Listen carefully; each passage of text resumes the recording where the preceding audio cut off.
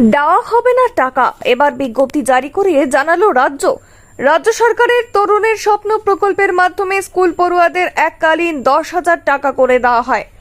মূলত উচ্চ মাধ্যমিক স্তরের ছাত্রছাত্রী অর্থাৎ একাদশ এবং দ্বাদশ শ্রেণীর ছাত্রছাত্রীদের এই টাকা দেওয়া হয়ে থাকে সরকারের তরফে।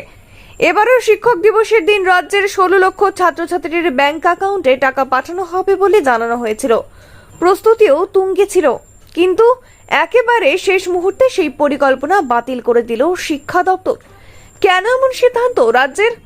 জানা গিয়েছে ইতিমধ্যেই সব ট্রেজারিকে এই সিদ্ধান্তের বিষয়ে নির্দেশ দেওয়া হয়েছে।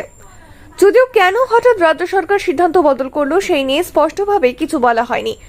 সরকারি বিজ্ঞপ্তিতে শুধু জানানো হয়েছে যে প্রশাসনিক কারণে এই সিদ্ধান্ত নেওয়া হয়েছে। এরপর কবে সেই টাকা দেওয়া হবে বা আগামী দিনে আদৌ সেই টাকা দেওয়া হবে কিনা সেই বিষয়েও কিছু জানানো হয়নি। 2020 সালে কোভিডের সময় থেকে শিক্ষা ডিজিটালকরণে জোর দিচ্ছে রাজ্য সরকার। ডিজিটাল শিক্ষায় শিক্ষিত করতে এই উদ্যোগ নিয়েছিলেন মুখ্যমন্ত্রী মমতা বন্দ্যোপাধ্যায়। রাজ্যের পড়ুয়াদের মোবাইল এবং ট্যাবলেটের মাধ্যমে পড়াশোনার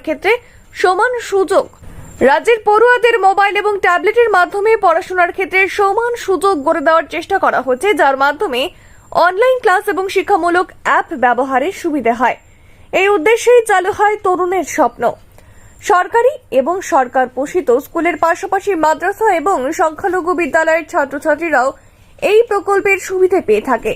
বর্তমান সময়ে যুগের সাথে তাল মিলিয়ে ডিজিটাল শিক্ষার মাধ্যমে ছাত্রছাত্রীরা যাতে উন্নত মানের শিক্ষা গ্রহণ করতে পারে সেই লক্ষ্যে এই উদ্যোগ নেওয়া হয়। এবারও সেপ্টেম্বরে পড়ুয়াদের কাছে টাকা পৌঁছে দেওয়ার শেষ মুহূর্তের প্রস্তুতি চলছিল। এরই মাঝে 2024-25 অর্থবর্ষে এই টাকা দেওয়ার সিদ্ধান্ত বাতিল বলে জানানো হলো।